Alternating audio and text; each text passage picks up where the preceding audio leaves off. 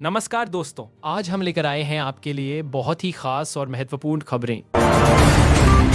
भारत चौथी सबसे बड़ी अर्थव्यवस्था। भारत ने 2025 के अंत तक जापान को पछाड़कर दुनिया की चौथी सबसे बड़ी अर्थव्यवस्था बनने का दावा किया है। सरकारी समीक्षा के अनुसार वित्त वर्ष 2025-26 की दूसरी तिमाही में वास्तविक जीडीपी वृद्धि 8.2% रही, जो 6 तिमाही में सबसे ऊंचा स्तर है और मजबूत घरेलू मांग व निर्यात में सुधार को दिखाती है। रिपोर्ट में कहा गया है कि कम महंगाई, रिकॉर्ड टैक्स कलेक्शन, मजबूत एफडीआई और नए मुक्त व्यापार समझौतों ने अर्थव्यवस्था को वैश्विक मंदी और अमेरिकी टैरिफ के दबाव के बावजूद संभाला है।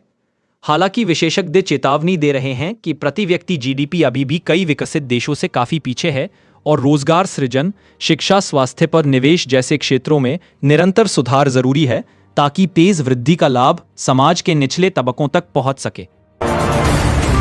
2025 के बिग बैंग आर्थिक सुधार। सरकार 2025 को बड़े आर्थिक सुधारों का वर्ष बता रही है, जिसमें आयकर राहत, जीएसटी को सरल बनाने, बीमा पेंशन में एफडीआई उदारीकरण और श्रम कानूनों का एकीकरण प्रमुख कदम रहे। 4 नए लेबर कोड के लागू होने से 29 पुराने कानूनों को समाहित कर दिया गया है, जिसका उद्देश्य उद्योगों के लिए नियमों को आसान बनाना और औपचारिक रोजगार को बढ़ाना बताया जा रहा है। सरकार का दावा है कि इन सुधारों से दिवाली सीजन में रिकॉर्ड 6.5 ट्रिलियन रुपए की रिटेल बिक्री और 2025 में आईपीओ बाजार से $22 अरब से ज्यादा की पूंजी जुटने जैसे संकेतक दिखाई दिए हैं।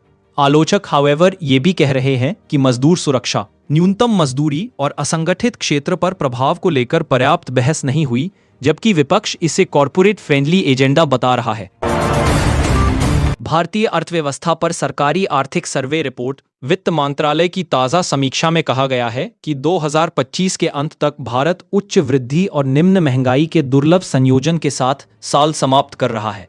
रिपोर्ट के अनुसार दूसरी तिमाही में 8.2% जीडीपी वृद्धि के साथ महंगाई लक्ष्य दायरे में रही और चालू खाते का घाटा नियंत्रित स्तर पर बना रहा। रिपोर्ट में यह भी बताया गया कि डिजिटल भुगतान, औद्योगिक उत्पादन और सेवा क्षेत्र की गतिविधि लगातार मजबूत बनी हुई है, जबकि ग्रामीण मांग में धीरे धीरे सुधार दिख रहा है।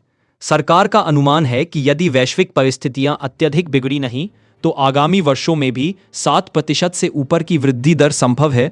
हालांकि जलवायु जोखिम, वैश्विक व्यापार तनाव और तेल कीमतों को प्रमुख चुनौतियां माना गया है। यूपीएससी और पारंपरिक विश्वविद्यालयों पर संजीव सैन्याल की टिप्पणी। आर्थिक सलाहकार परिषद के सदस्य संजीव सैन्याल ने एक कार्यक्रम में कहा कि यूपीएससी जैसी पारंपरिक परीक्षा प्रणाली और वर्तमान विश्वविद्यालयों मॉडल एआई और ऑटोमेशन के दौर में आउटडेटेड हो चुके हैं। उनके मुताबिक सरकारी सेवाओं और उच्च शिक्षा में ऐसे ढांचों की जरूरत है जो रटकर याद करने की बजाय विश्लेषणात्मक सोच, तकनीकी कौशल और मल्टी डिसिप्लिनरी क्षमता को बढ़ावा दें।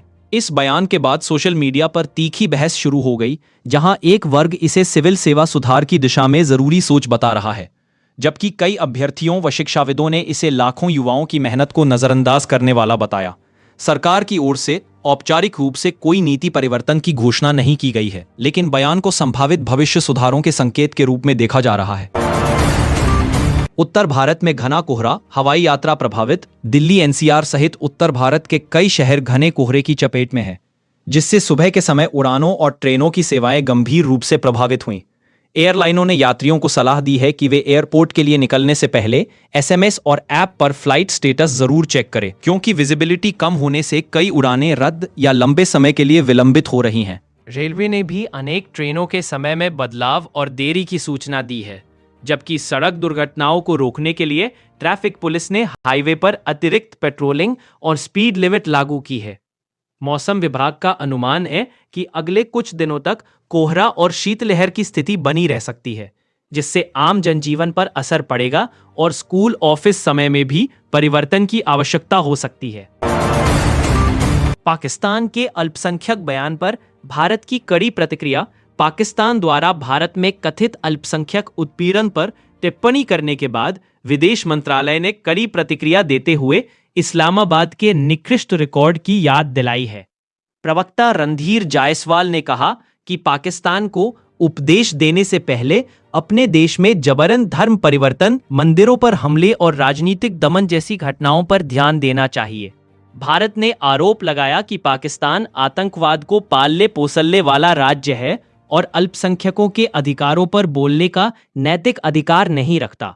विश्लेषकों का मानना है कि दोनों देशों के बीच तीखे बयानबाजी का यह दौर आगामी कूटनीतिक वार्ताओं में तनाव बढ़ा सकता है। हालांकि व्यापार और मानवीय मुद्दों पर बैक चैनल संवाद जारी रहने की संभावना से इनकार नहीं किया जा रहा। बांग्लादेश में भारतीय वर्क परमिट पर विवाद। बांग्लादेश के एक कट्टरपंथी समूह ने सरकार को अल्टीमेटम दिया है कि वह देश में काम कर रहे भारतीय नागरिकों को दिए गए वर्क परमिट रद्द करे। रिपोर्टों के मुताबिक यह समूह ओस्मान हादी हत्याकांड के मामलों की जल्द सुनवाई और सजा की भी मांग कर रहा है, अन्यथा देशव्यापी आंदोलन की धमकी दी है।